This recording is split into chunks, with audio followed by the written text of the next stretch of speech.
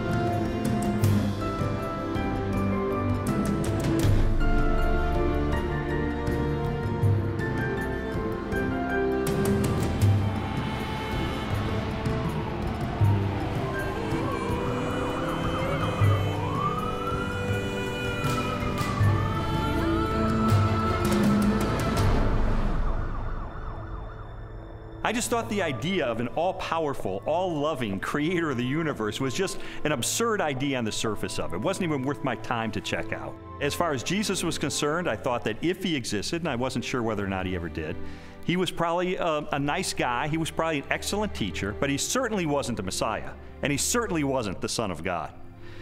Now, my wife was more in spiritual neutral. She was more of an agnostic, whereas I was more antagonistic toward Christians. I just didn't know where all the pieces fit together. I didn't know who Jesus was or how he fit into the picture. Lee was antagonistic towards God. I was simply confused. There really was no room for God in my relationship with Leslie when we were dating and when we got married, but you know what? We were happy. We didn't have any problem with that. When I first started going to church, Lee responded very negatively. He basically told me that this is not what he had signed up for, that when we had gotten married, he had life planned in a way that did not involve church. My biggest fear with Leslie was that she was going to turn into some religious prude or something, and I thought nothing good can possibly come out of this.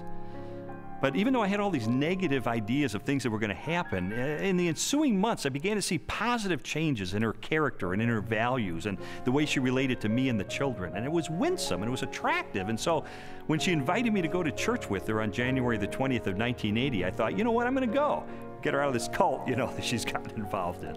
He did go in with his reporter's notebook so he could take notes and try to find the scandal. Well, the pastor gave a talk that day called Basic Christianity, and he just systematically laid out what it is that Christians believe. And my mind was blown because I had all these misconceptions, and he really did straighten me out on a lot of things. And I remember walking out that day saying two things. First of all, I was still an atheist. He didn't convince me that day that God exists. But secondly, I realized if this is true, this has huge implications for my life. Lee's approach was very different from mine. Mine was mostly a heart issue. I wanted to know that God was real, and the way that was real for me was experientially. And for Lee, it was more about documentation, about being able to have facts that proved it true. Well, I was a journalist, so there was really no problem with me picking up the phone and calling a scholar and saying, hey, I'm Lee Strobel, I'm with the Chicago Tribune. I'd like some background information about the New Testament. And so I would do that, and I thought it was going to be so easy to expose the fallacious thinking behind Christianity. But as it turned out, it took me almost 2 years of my life to investigate these issues. It really was, in a sense, the most exciting story I'd ever pursued as a journalist.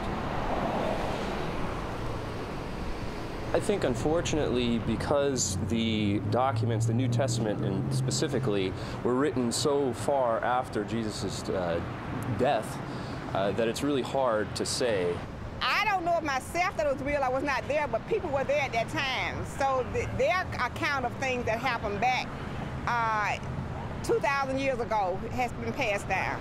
As an attorney, I rely on evidence. And so, you know, it would be tough to get evidence at this late date. Well, I began my investigation by looking at the gospel accounts. How did I know that the New Testament was telling me the truth when it talked about Jesus? Now, obviously, I didn't accept the New Testament as being the inspired Word of God. I certainly didn't accept it as being inerrant.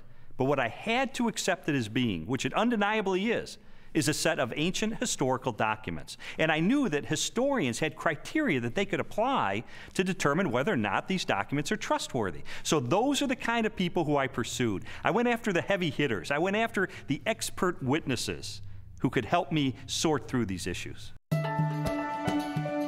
J.P. Moreland, Biola University.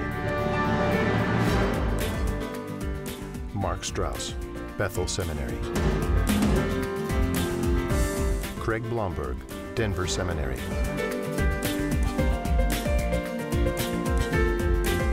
Craig Evans, Acadia Divinity College.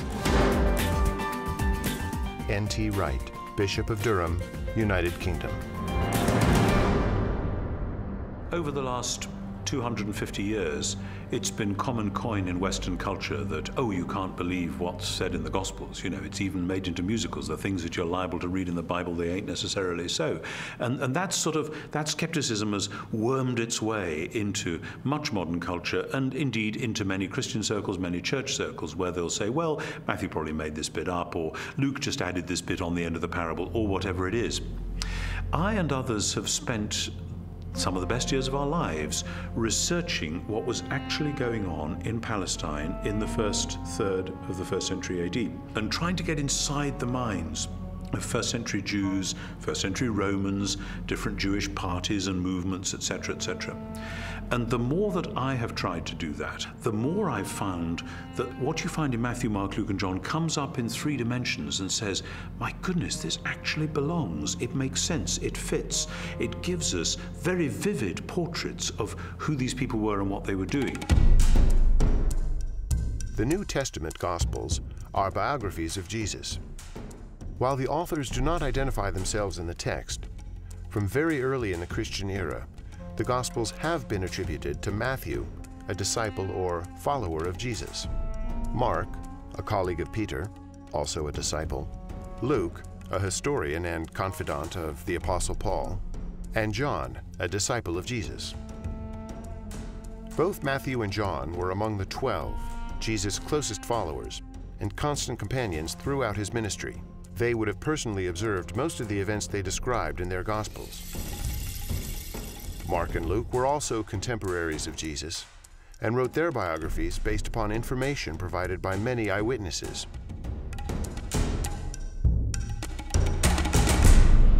I knew from my years as a legal journalist the importance of eyewitness testimony. In fact, the first question that anybody asks is, how many eyeballs are there? How many eyewitnesses do you actually have? And I needed to determine whether or not contemporary scholars have ascertained whether or not the Gospels are rooted in eyewitness testimony. It's become evident to scholars of the 1st century that the Gospels were actually attempts to write biographies of Jesus. Now, not in the modern sense, because the Gospels are not particularly interested in his early years. But when it comes to Jesus' adult life and his activities, these are biographies. They're very clearly attempts by eyewitnesses to describe exactly what Jesus said and did, and the consensus of New Testament scholarship has moved in that direction. Many have undertaken to draw up an account of the things that have been fulfilled among us, just as they were handed down to us by those who from the first were eyewitnesses and servants of the Word. Luke chapter 1, verses 1 and 2. Luke's Gospel begins with a prologue. It's actually one of the finest Greek sections in the whole New Testament. Luke was clearly a literary artist. But in that prologue, he points out that he has carefully investigated the material that he presents in the Gospels, that he's checked with eyewitness accounts, those who are actually present. If you read that prologue and you see this is the work of a historian, this was someone who has done his research. Therefore, since I myself have carefully investigated everything from the beginning, it seemed good also to me to write an orderly account for you, most excellent Theophilus, so that you may know the certainty of the things you have been taught. Luke chapter 1, verses 3 and 4. You have to understand that people in the first century valued eyewitness testimony. And this is why, from the 2nd century on, it was important to the early church fathers that the people who were alleged to have written the Gospels actually wrote them, and that they were eyewitnesses of the things they wrote. We have actually very early attestation of the authorship of the Gospels. The early church father Papias, for example, as recorded by the church historian Eusebius, identifies Mark's Gospel as essentially the eyewitness account of Peter. Well, Papias was a disciple of the Apostle John, so we are only one generation removed from Jesus himself. That's a pretty close testimony, and strongly suggesting that, in fact, the Gospels are based on eyewitness accounts. Now, of course, it's not what you would have seen if you had a video camera there, because, after all, if you put a video camera on a street corner, even in Washington, you'd get politicians coming to and fro. You wouldn't actually have a story that would make sense. You'd have a string of random, unsorted events. That doesn't mean that none of it happened, that it's all made up. It's just to acknowledge what is blindingly obvious, that it has been edited and no doubt shaped by the needs of the community, because people tell the sort of stories that they want to tell, because this matters to us urgently here and now. Most historians date Jesus' birth between the years 7 and 4 BC, and his death no later than AD 33. Jesus' public ministry began with the choosing of his disciples and lasted approximately 3 years, culminating in the Passion Week and his trial and death. Scholars generally agree that the Gospel of Mark was written first, sometime between the years 60 and 75 in the 1st century. Matthew and Luke were probably authored shortly after, followed by the Gospel of John. The New Testament Gospels are by far our earliest and most reliable records of Jesus of Nazareth. All of the New Testament Gospels were written in the 1st century. Not only are they remarkably close to the events themselves, but in fact, eyewitnesses are still around. If they were passing on untruths, if they were not passing on reliable history, then we would expect eyewitnesses to say, wait a minute, this isn't what happened. But eyewitnesses are around. Eyewitnesses could confirm what they said. All of the gospel writers either were eyewitnesses or interviewed eyewitnesses to gain the information that they gained about Jesus Christ.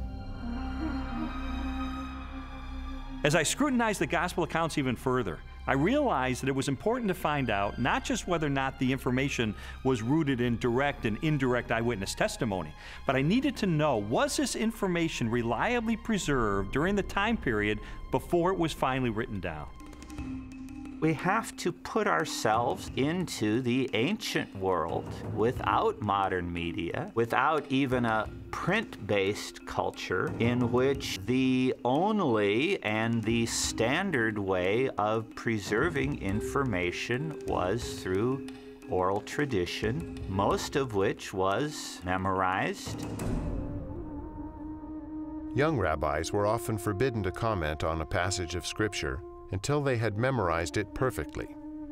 In fact, it was not uncommon for rabbis of Jesus' time to commit the entire Torah to memory. I've sometimes heard people say, look, I've been in a situation where I whisper something to someone, they whisper it to someone else, and it goes through 10 or 11 people, and by the time the last person tells what was said, it's totally different from what I told the first person. And we can't trust the Gospels for the same reason, because it was transmitted over a long period of time. That illustration is really a bad analogy, and you have to understand that the 1st century apostles who passed on information about Jesus were deeply concerned to get this information correct, because they saw it as sacred holy tradition. It wasn't about what Joe was eating for dinner last Wednesday night. In our day of instant media and everything has to be on film or tape recorded, we are more skeptical of oral tradition, but we don't really understand the nature of oral tradition. Oral tradition is a community event. A story is passed down by individuals within that community. Well, if they get it wrong, you've got an entire community that's going to correct them. So it is self-correcting all the way. These stories were passed on reliably because they were passed on by the community of disciples. In fact, we now have scholarly studies that have been done of oral cultures, and we know that through several generations, Oral tradition can be preserved and passed on without changing a thing. Even though I became convinced that ancient cultures could pass along oral tradition reliably over time, I still had an obvious objection to the New Testament, and that was, isn't it really filled with contradictions?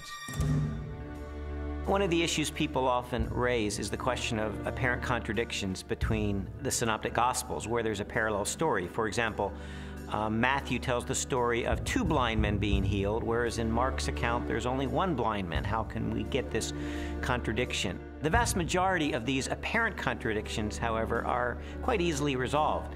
Mark describes only one of the 2 blind men, the one who is most prominent, obviously, or perhaps even the one who became a disciple of Jesus and became prominent in the later church. So most of these apparent contradictions are quite easily resolved. Had every single account given us exactly the same detail, we might have accused them of some form of collusion, of having gotten together and carefully planned out how they were always going to tell the story with the exact number of details, but then one doesn't have independent testimony at all. It's natural when you have multiple eyewitnesses to the same event. You're going to get different perspectives, and that's okay. You want that. What you're looking for is a core to the testimony that's the same, that's consistent, even though there may be some variation in the incidental details. If you're in a court of law and you have multiple witnesses come in and testify to the exact same thing, the first objection that's brought up is to say collusion. They got together, they orchestrated their testimony, and their credibility is shot. The earliest known copies of the Gospels were written on sheets of papyrus and scrolls made of animal skins. They are among the oldest existing manuscripts of antiquity. The Codex Sinaiticus was authored between AD 330 and 350. It contains almost all of the New Testament and a significant portion of the Old, while the Codex Vaticanus from the same era is a nearly complete Greek copy of the entire Bible.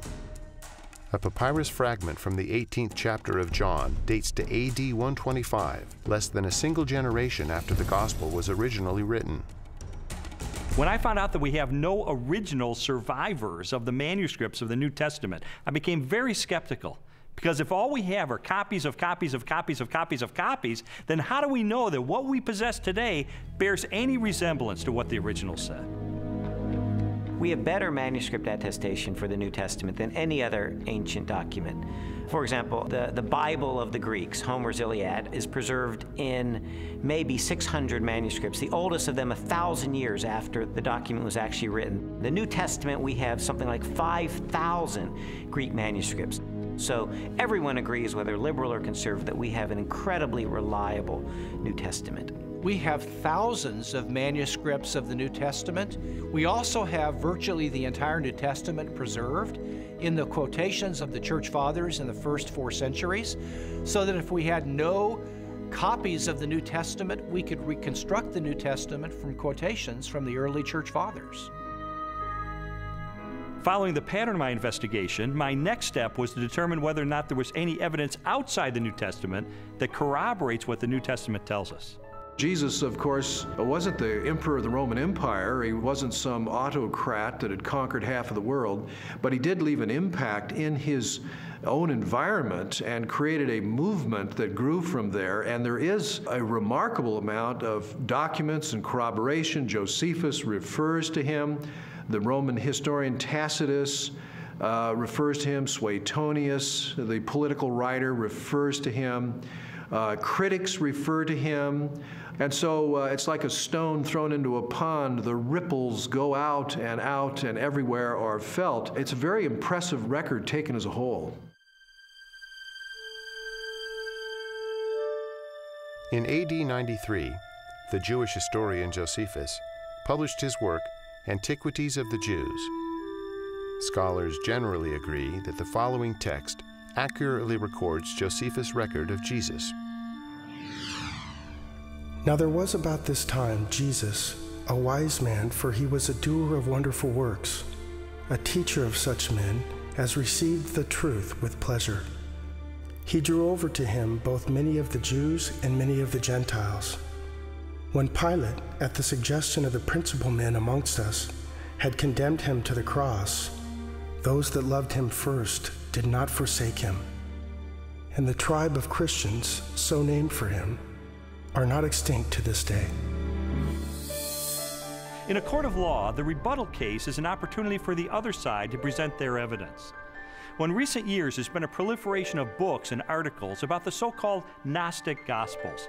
And I wanted to figure out, does this represent the mainstream of academic scholarship?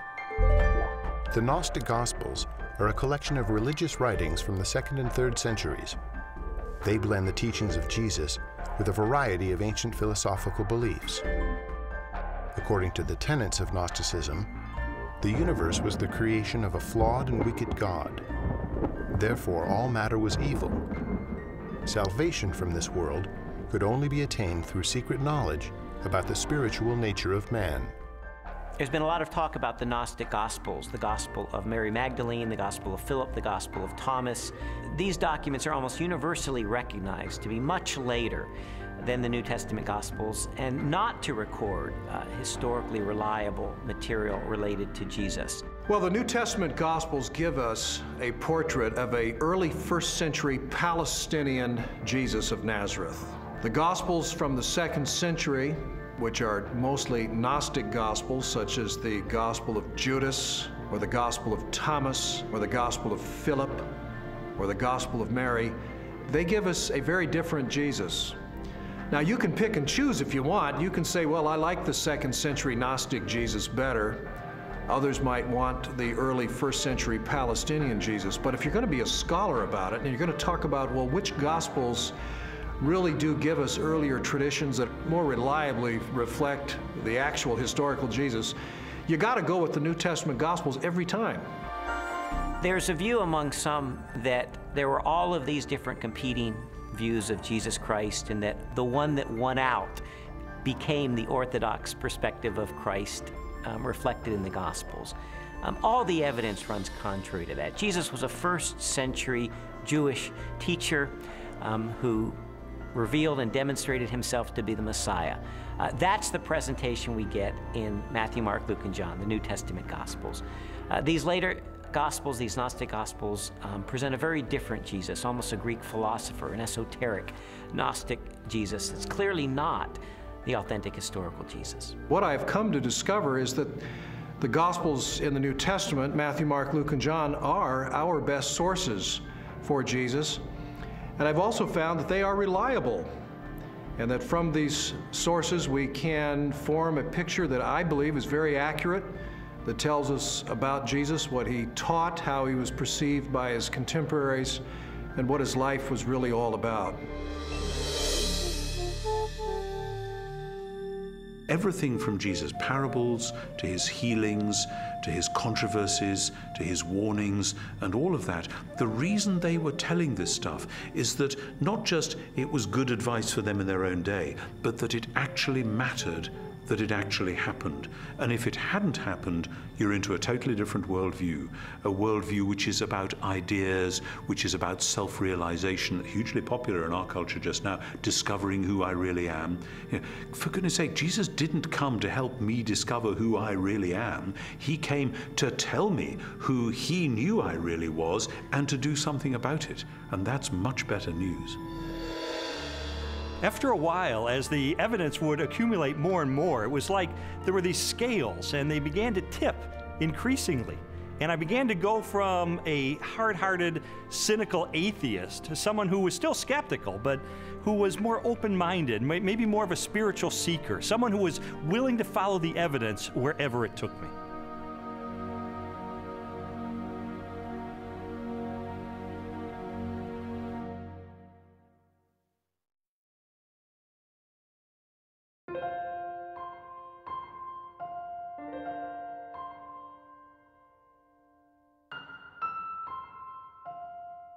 This whole time I was on this investigative journey, Leslie and her friends behind the scenes were praying because they knew that I was checking in the evidence. I was looking into these issues for myself, and they just wanted me to be open-minded about the evidence that I found.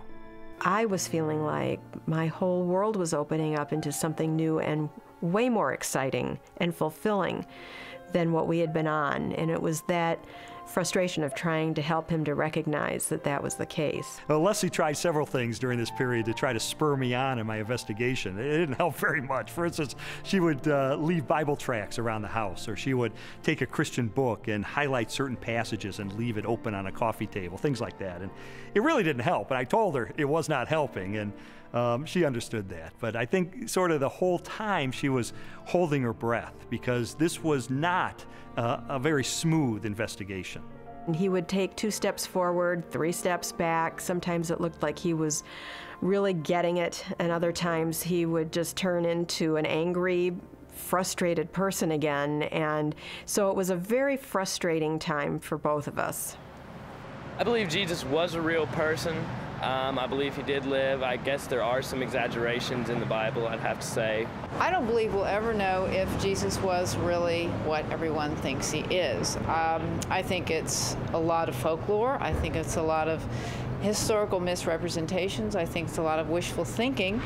But I don't think we know, and I don't think we'll ever know, and I don't think there's any way to prove what has been claimed about Jesus for all these years.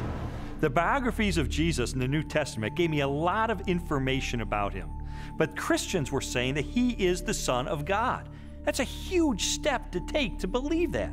And so I sought out more scholars so I could pose to them this question: who was Jesus?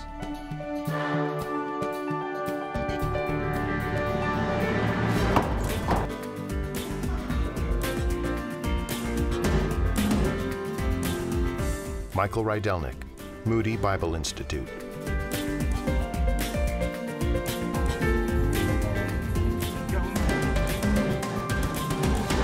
Ben Witherington, Asbury Seminary.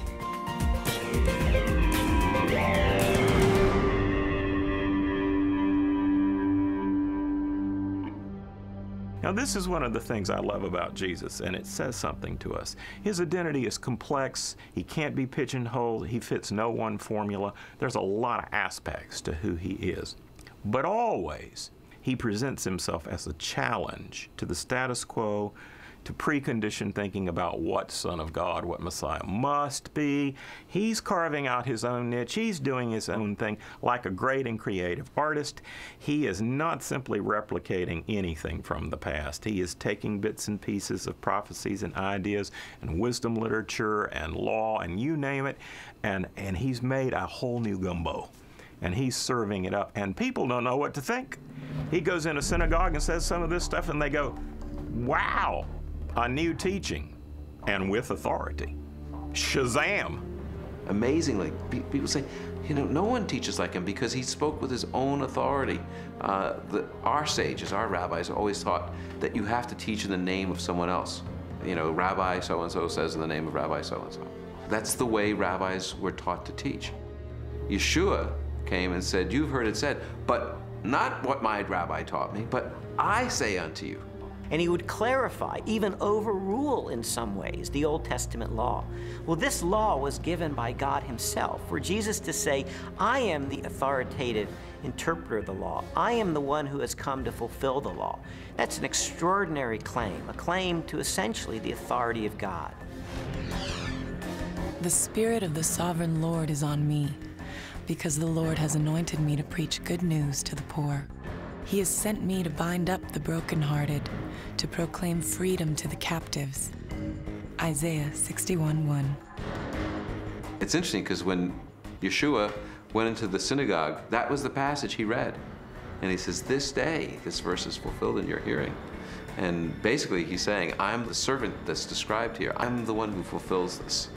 Philip comes to Jesus and asks him to show us the Father, and Jesus says, the one who has seen me has seen the Father. Jesus clearly presents himself as the self-revelation of God. Those who meet Jesus are, in fact, meeting God. When Jesus is brought before Caiaphas, the high priest, and some of the Sanhedrin members that have gathered the evening that Jesus is arrested, they're trying to find incriminating evidence, they're trying to find incriminating testimony, and they're not doing real well. And finally, the high priest asked Jesus directly, tell us plainly, are you the Messiah, the Son of God? And Jesus says, I am. And you will see the Son of Man seated at the right hand, coming with the clouds of heaven. And there Jesus has combined phrases from Daniel 7 and Psalm 110. Jesus sees himself as this heavenly figure. More than 80 times in the New Testament Gospels, Jesus is identified as the Son of Man. While the human connotations of the phrase are obvious, a broader interpretation is found in an Old Testament scripture written by the Jewish prophet Daniel. In my vision at night I looked, and there before me was one like a son of man, coming with the clouds of heaven. He approached the Ancient of Days and was led into his presence. Daniel 7:13. Many Christians and non-Christians alike hear the phrase Son of Man, they think Son of God refers to his deity and Son of Man refers to his humanity. That's in part true, but in fact Son of Man has a much greater significance than that as well. The title Son of Man, Jesus draws that title from Daniel chapter 7, where a glorious messianic figure comes before the Ancient of Days, a reference to God, and he is given all glory and power and majesty. That portrait of this glorious Messiah is the one that Jesus identifies himself with. He is the Son of Man. So Son of Man doesn't just mean a human being. His dominion is an everlasting dominion that will not pass away, and his kingdom is one that will never be destroyed. Daniel 7:14. Actually, the phrase Son of Man refers to his humanness and his more than humanness. Because no human being can rule forever unless he's a forever person in some kind of way. In addition to the claims that Jesus makes about himself in the New Testament, there are also reports that he performed the miraculous, that he walked on water and healed the sick and turned water into wine and raised the dead and did exorcisms. And so I had to know, is there evidence that these miracles are a result of his divine nature? Jesus' contemporaries, that is, people who liked him, people who were indifferent, neutral, and people who opposed him, all acknowledged he did extraordinary things. Now, of course, the people who liked Jesus and believed in him and followed him said Jesus did these powerful works because of the Spirit of God. People who opposed him would say, well, I admit he does these amazing things, but it's because the devil is helping him. The Talmud actually speaks of some of these things. In some of the passages that deal with Yeshua, it has him as a magician.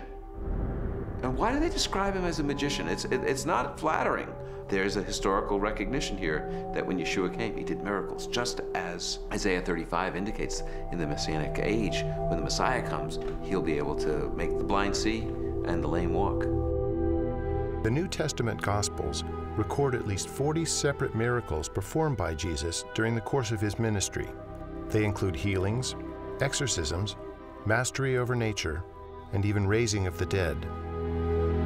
Christian theology has always held that these miracles are part of a total picture that displays the attributes of God himself: unlimited power, total knowledge, ever-present, unchanging, eternal. There's no question that the biographies of Jesus describe him as a worker of mighty deeds. But I wanted to know, does this make him any different than the other miracle workers and magicians of the ancient world? Miracle workers that we find occasionally in the first century are magicians. They use incantations, they use spells, they try to coerce gods or divine figures to work on their behalf. That's very different than Jesus' miracles. Jesus' miracles were to demonstrate the power of the kingdom of God. When he healed the sick, he pointed back to Isaiah's prophecies that when God's kingdom would come, when God's salvation would come, the lame would walk, the blind would see. This was the demonstration that God's kingdom was arriving. He's an exorcist. You don't find any of those in the Old Testament. People were not looking for messianic exorcists. He carves out his own niche. He reveals his identity in his own way. It becomes clear that he is somebody who can take on the powers of darkness himself and win. What kind of person is that? And he doesn't have to use recipes and formulas like other ancient exorcists. He can just call the demon by name and that boy's out of there. One of the most astonishing things that Jesus did was when he claimed to forgive sins. In Mark's Gospel, chapter 2, a man is brought to him, a paralyzed man, and the crowds around him are expecting Jesus to heal him. But instead, the first thing Jesus said is, "Your sins are forgiven." Only God forgives sins. Now, some might say, well, Jesus may have been forgiving sins on behalf of God. But in fact, that's not the way his listeners understood him, because immediately the religious leaders responded to that. Who is this that forgives sins? Only God forgives sins, they claim. But Jesus claims the ability to forgive sins. And that to confirm that he has that authority, he then heals the man. And so a very obvious question arises. That is Jesus the Messiah, the Christ, the Anointed One, the one sent by God to be the Savior of Israel and the world? Christians told me that there are dozens and dozens of ancient prophecies contained in the Old Testament of the Bible, and that they predict the coming of this Messiah, and that Jesus, against all mathematical odds, fulfilled those prophecies. And I thought, this is a little bit like the fingerprint evidence you see in a court of law. I remember covering one particular case where the murderer went through the purse of the victim, and he left one thumbprint on the cellophane wrapper of a package of cigarettes. And it was that thumbprint that led to his conviction for murder. And I thought, in an analogous way, could it be that these ancient prophecies are sort of like that thumbprint on the cellophane? Do they create a thumbprint that only Jesus Christ in all of history manages to match?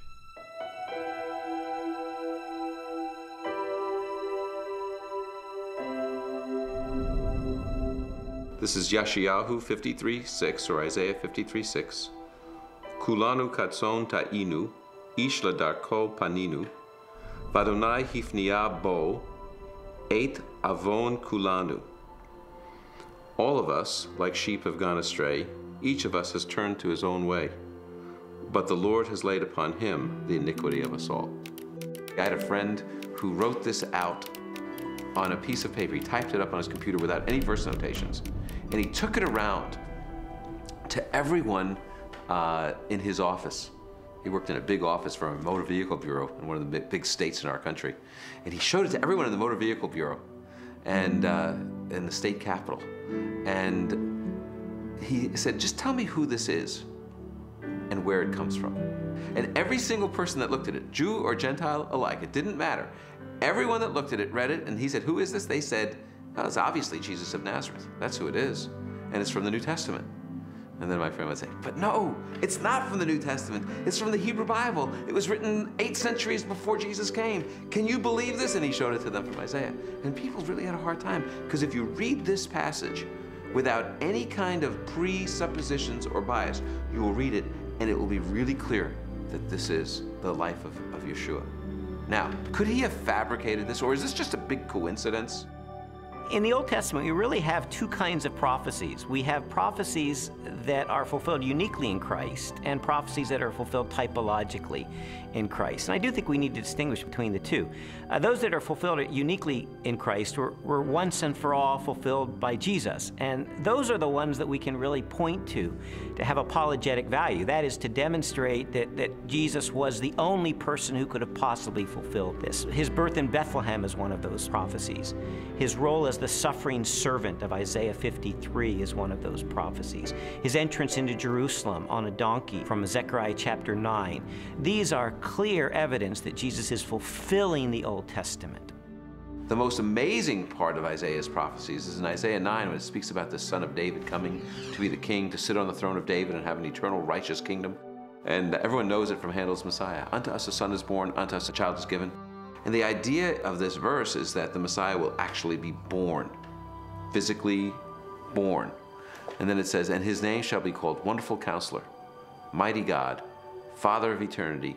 In other words, he's the creator, the author of time.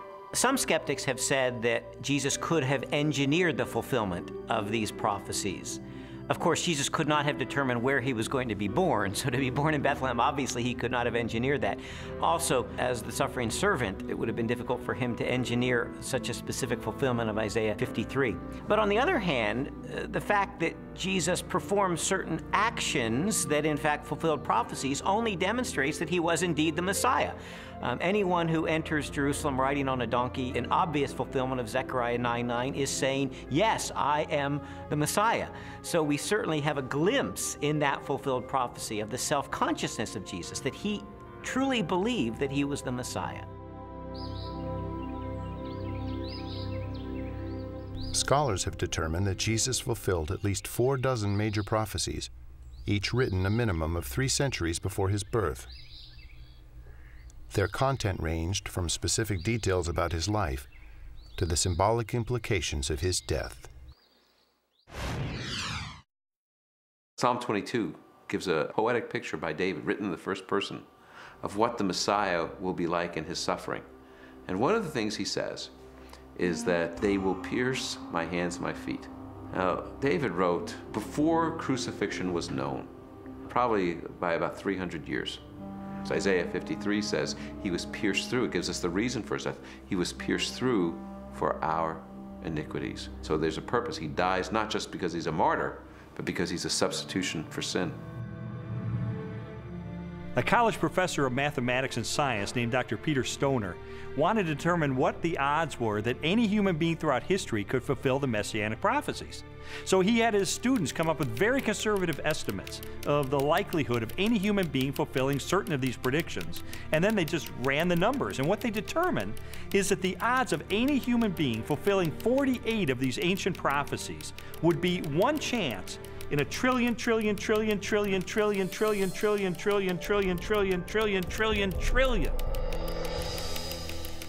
It is mathematically virtually impossible.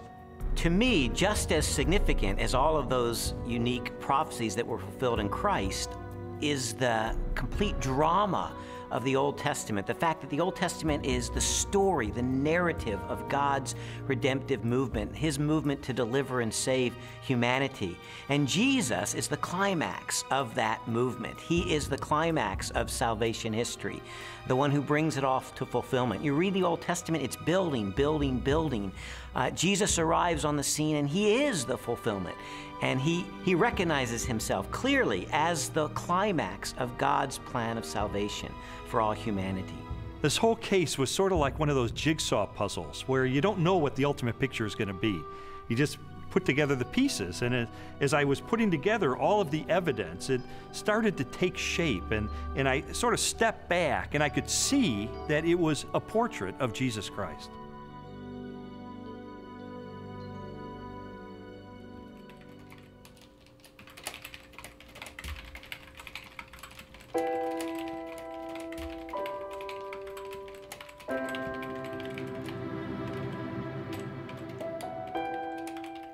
This was not just an intellectual journey.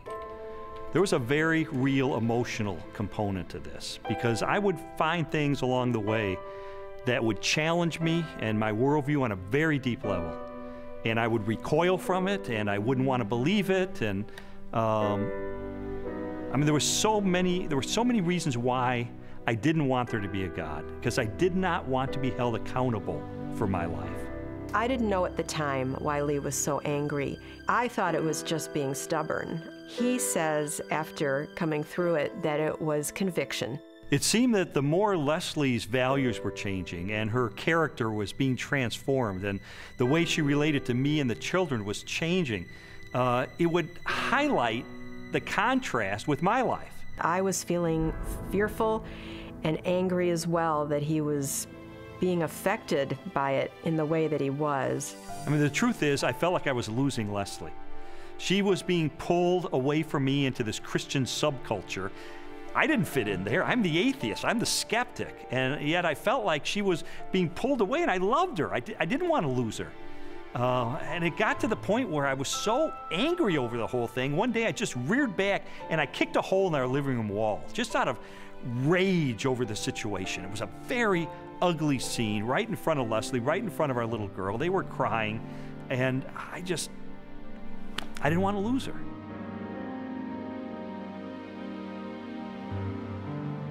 Jesus's body was never found. And so, yeah, and they predicted it. Well, you know, he talked about it, and it was predicted, and it happened.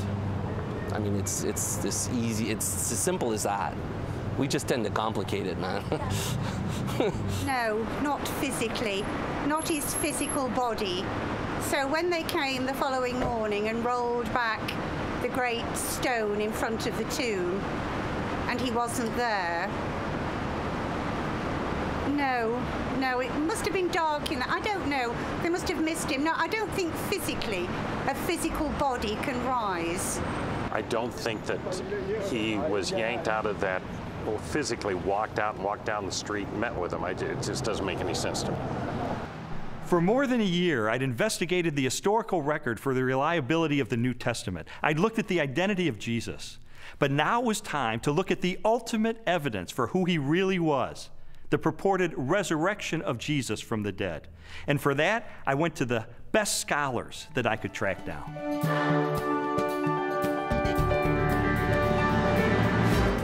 William Lane Craig, Biola University. Gary Habermas, Liberty University.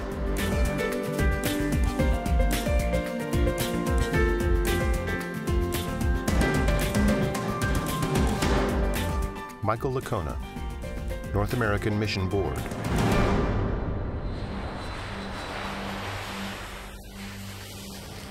You see, while Jesus was on earth, he made some really radical claims.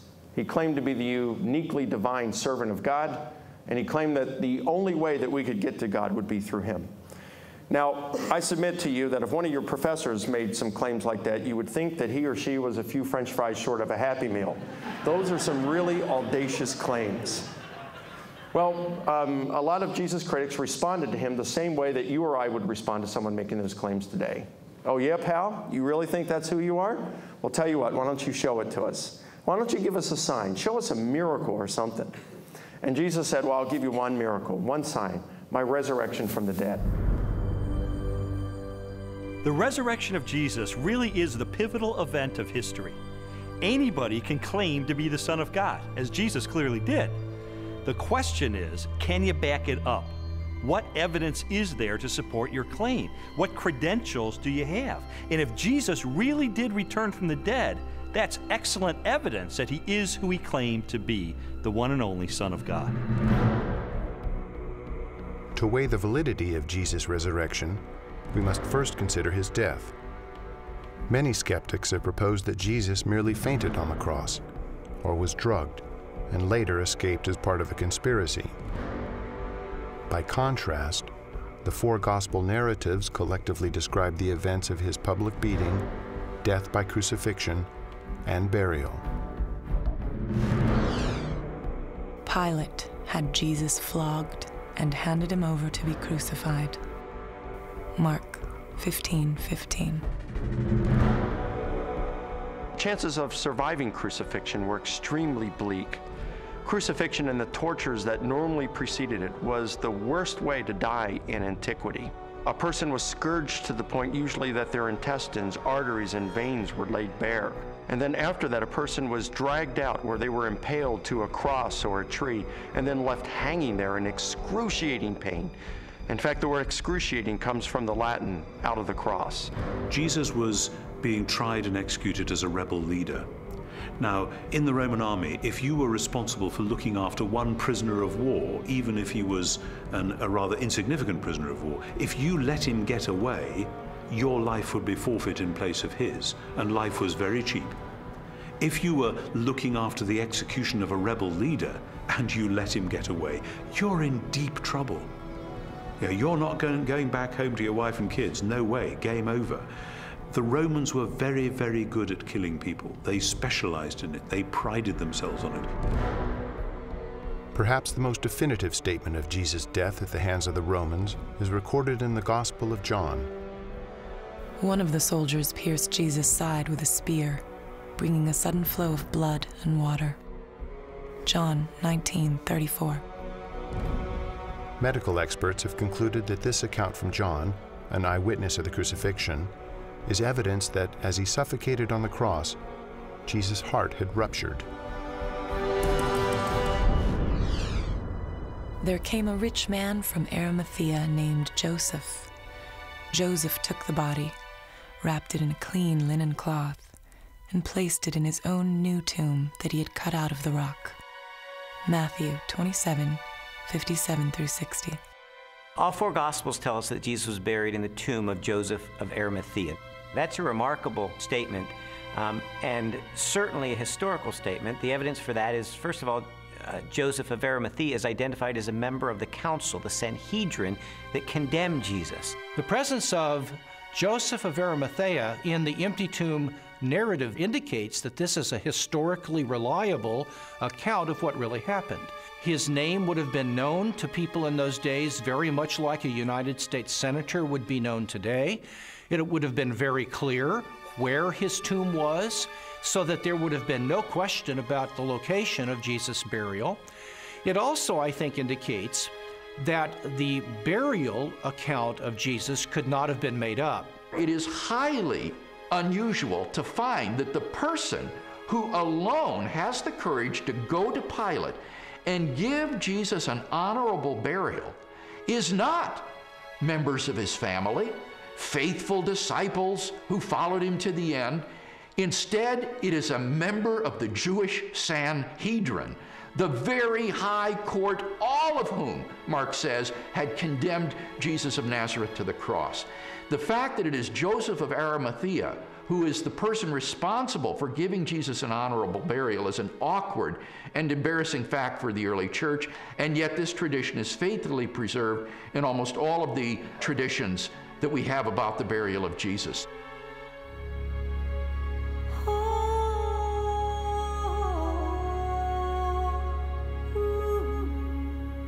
If Jesus really was killed by the Romans, if his body really was buried in the tomb of Joseph of Arimathea, then the next focus of my investigation became obvious. On the first Sunday after the crucifixion, was the tomb of Jesus Christ really empty? On the first day of the week, very early in the morning, the women took the spices they had prepared and went to the tomb. Luke 24, 1. The empty tomb story also has a very embarrassing feature of it that is preserved in the memory of the early church, namely the discovery of the empty tomb by women. Now, in order to appreciate this, you have to understand something of the status of women in Palestinian Jewish society. In that society, which was a patriarchal society, women were frankly second-class citizens. If you were going to invent an account about an empty tomb, then why on earth would you invent witnesses, primary witnesses, whom no one would believe? In fact, they would scoff at that later on. Supposing you were inventing the story of the resurrection of Jesus, many people have said, oh, this was all just dreamed up later on. Well, how would you have done that? The one thing you wouldn't have done would have been to have not only a woman, but a woman who's got nobody quite knows what, but a fairly shady past, as your prime witness. And yet there she is, Mary Magdalene, in Matthew, Mark, Luke, and particularly in John. And already by the middle of the 2nd century, the pagans are sneering, oh, this is just based on the testimony of hysterical women, you can't believe that. But the early Christians stuck to their story, they stuck to their guns, they stuck to the women. They said, this is how it was. Now, they just would never have made that up, and that actually has enormous ramifications. If this is how the story was, and they didn't change it to airbrush Mary out, then this really must have been what happened on that first Easter day. The chief priests devised a plan. They gave the soldiers a large sum of money, telling them, "You are to say, his disciples came during the night and stole him away while we were asleep." Matthew 28, 12 and 13. Matthew reports that the Jewish authorities were claiming that the disciples of Jesus had stolen his corpse. And this is verified by Justin and Tertullian a little bit later on, saying that the Jewish leaders were still saying the same thing in their day. Now here's the question. If the body is still in the tomb, why are you saying that the disciples had stolen it? Well, if you think about that, The claim that the body was stolen confirms that Jesus' enemies acknowledged that the tomb was empty. If you've got a stolen body, you must have an empty tomb. If the tomb was not empty, Jesus' opponents would surely have gone and got the body and shown it as soon as the disciples began proclaiming the resurrection. I found the evidence for the empty tomb very convincing, but you know what? That didn't tell me what happened to Jesus. Is it true that hundreds of people really saw him alive after the crucifixion? My research took me to a letter that the Apostle Paul wrote to the church at Corinth, and it contains the earliest passage of all about what happened to the resurrected Jesus. He was raised on the third day. He appeared to Peter and then to the 12. After that, he appeared to more than 500 of the brothers at the same time. Then he appeared to James, then to all of the apostles. And last of all, he appeared to me. 1 Corinthians 15, 4-8. Paul, who is a first-generation Christian, having met and seen the resurrected Jesus, describes resurrection appearances to Peter, to the apostles, to James, and finally to himself. And he also mentions 500 people who saw Jesus alive. So we have eyewitness, first-hand account of someone who himself saw Jesus alive and knows of 500 people or so who saw Jesus alive. That's extraordinarily strong evidence. These people, Paul tells us, were still alive at the time that he was telling the Corinthians about it. And his implication is we have hundreds of people who actually saw Jesus risen from the dead. If you don't believe me, you can ask them about it because they're still alive. In 1 Corinthians 15, Paul tells the Corinthian church that he passed on what he received. He uses the language, actually, of a formal transfer of tradition. What he received, and then he describes the resurrection of Jesus Christ and the resurrection appearances. This confirms for us that the accounts of the resurrection were creedal tradition that were passed on to Paul. So if 1 Corinthians was written in the early to mid-50s of the first century, these traditions were much earlier than that, going back to the period of Paul's conversion in the 30s. So that pushes the accounts of the resurrection to a very, very early date. Paul seems to think that the best argument for this text is that he received it from trustworthy persons. I gave you what I was given. The answer's right. I went to the right people. And critics believe that Paul got this material. Generally, they say he received it in Jerusalem about 35 AD. First of all, he's early. He's writing within 20 to 35 years of the purported event itself, because he's quoting from a creed, an oral formula, tradition that predates the writing of the New Testament, for which most scholars date to between 3 to 5 years of the crucifixion itself. 1 Corinthians 15, 3-7 provides evidence that belief in the resurrection was already present among Jews within 2 to 3 years after Jesus was killed. That means that the resurrection stories aren't something that evolved over 30, 40, 50 years after the crucifixion of Jesus. So we have the empty tomb, we have the eyewitnesses, we have the early accounts. The question is, are there any other additional facts, circumstantial evidence, to support the resurrection?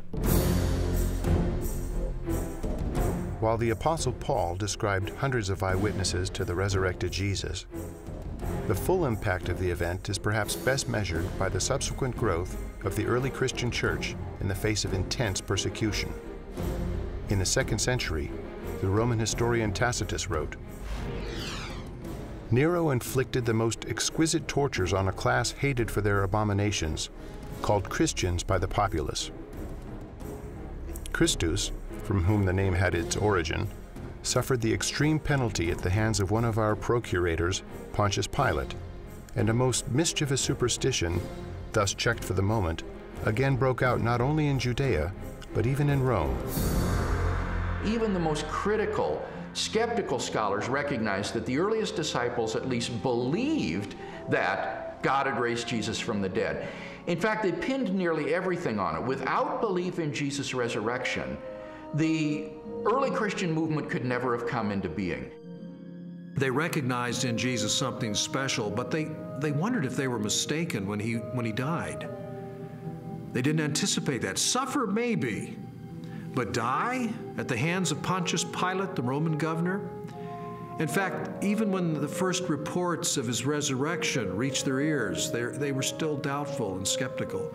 But when they met the risen Lord, their skepticism was transformed into a very confident faith, a great joy, and a determination to preach the good news to everyone else.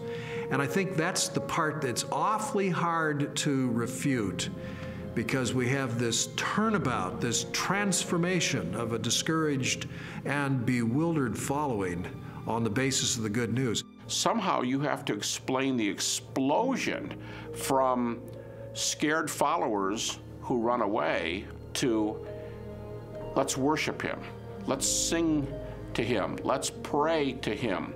If there was no resurrection, and more to the point, if there was no resurrection appearances of Jesus, to those who doubted and were discouraged and denied and betrayed Jesus, we would not be sitting here talking about this today.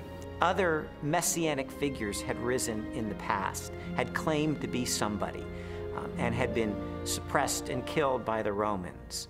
Yet no movement arose around those dead messiahs.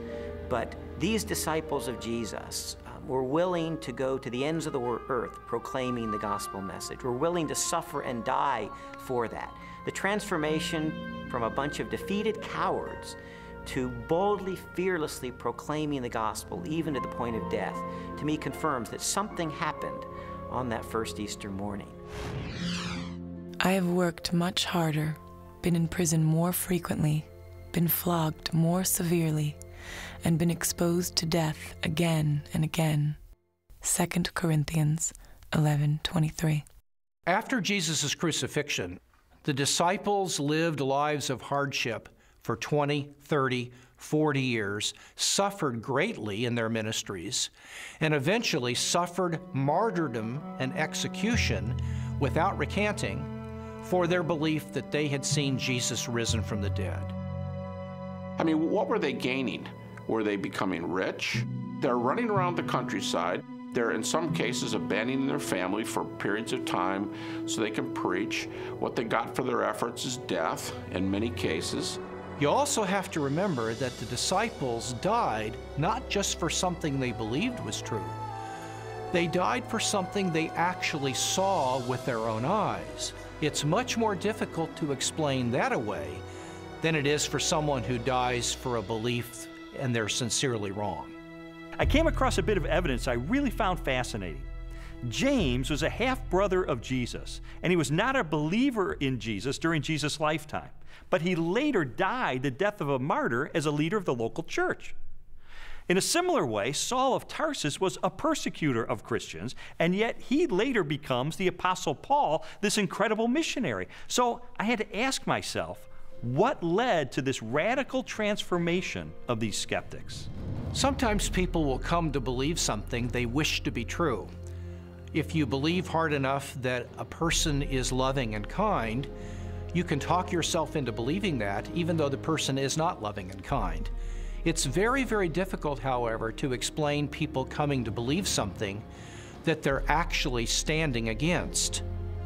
Now, in the case of James and Paul, they did not believe in Jesus before his crucifixion.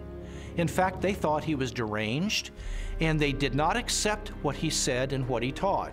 James, the brother of Jesus, is a skeptic who doesn't come to Jesus until he meets the risen Lord. Critics allow that. Paul's a persecutor till he meets the risen Jesus. That's not the kind of testimony of someone who all gets together and say, hey, let's just cook this thing up. One of the certainties, it seems to me, related to the testimony of the apostles is that they truly believed that Jesus was who he claimed he was, and they truly believed that he had risen from the dead, because they were willing to die for that. Very few people are willing to die for something they don't really believe in, or something even worse that they know to be a lie. When Jesus was executed, his disciples were rightly afraid. They scattered, they were fearful for their own life. Their hopes had been dashed because they had believed Jesus was the promised one who was going to usher a new day in for Israel. Turned out he wasn't, because he was murdered by crucifixion under the authority of the Roman Empire. And yet, Shortly thereafter, we find them taking a stand in Jerusalem, proclaiming that Jesus was the Messiah, the very Son of God. How do we explain that? How do we explain the fact that they were even willing to propagate this the rest of their lives and go to martyrs' deaths for their belief? The only rational explanation is that something happened to them between the death of Jesus and 3 days later, and according to their own words, it was that they saw Jesus risen from the dead for themselves. People have often said, and I think it's a perfectly fair position, that okay, there aren't actually any good alternative hypotheses for how you explain the rise of early Christianity, but because we know as an absolute fact which we're not prepared to let go of, that nobody ever rises from the dead, then there must in fact be some other alternative hypothesis. And I want to say, okay, if you want to make the absoluteness of bodily death the cornerstone of your entire worldview, I actually can't stop you. If you choose to say, no, here I stand, death is the end, and nobody ever comes back from it, and that's just the way it is, well, that's where a lot of people were in the ancient world, it's where a lot of people are in the modern world. I think that that worldview is radically challenged by the strong evidence which points to the resurrection of Jesus, but it's up to somebody what they do with that challenge.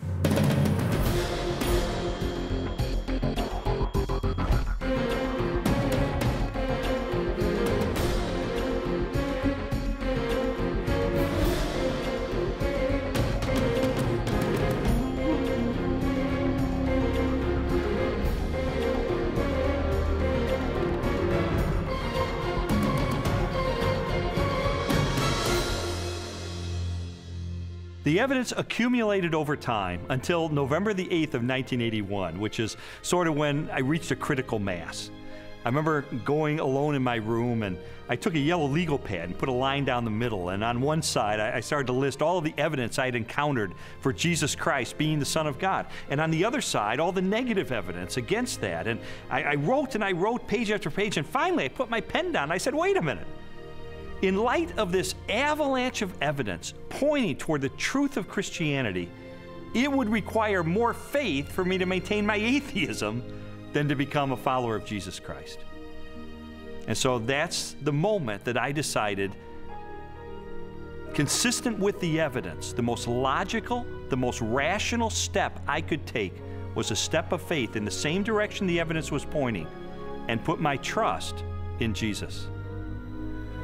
And after I did that, I thought, you know, maybe Leslie would like to hear about this. I thought it was too good to be true. My heart was pounding. I was in tears. I was so excited. I just threw my arms around him and kissed him and hugged him and told him how I'd been praying and how lots of people had been praying that this day would come. She threw her arms around me and she said, "You hard-hearted son of a Baptist," she said, "I've been telling you this for 2 years. I mean, come on." And that began a transformational process for me, where over time, my philosophy and my attitudes, relationships, parenting, worldview, all of that began to change over time for good, really for good. When Lee became a Christian, his whole life started to change, to the extent that our 5-year-old daughter, who also saw those changes, went to her Sunday school teacher and told her that she wanted Jesus to do in her life what he had done in her daddy's life. Jesus said, "You shall know the truth, and the truth will set you free." And you know, that's my story. It was someone who said, I'm going to investigate this stuff with an open mind, let it take me wherever the evidence will take me. And what I discovered in the end is Jesus made the claim that he is the truth, that everything hinges on his identity. In fact, everything hinges on the resurrection, because anybody can claim to be the Son of God. If Jesus really did return from the dead, then he is who he claimed to be, and that changes everything. But what about your own journey? I'd really encourage you, if you've never done it, to investigate the evidence for yourself, but make 3 resolutions up front. Number 1, make it a front burner issue in your life. Number 2, resolve to have an open mind, to go wherever the evidence takes you, even if it takes you to the very uncomfortable conclusion that Jesus is who he claimed to be. And then finally, resolve that once the evidence is in, you will reach a verdict in the case for Christ.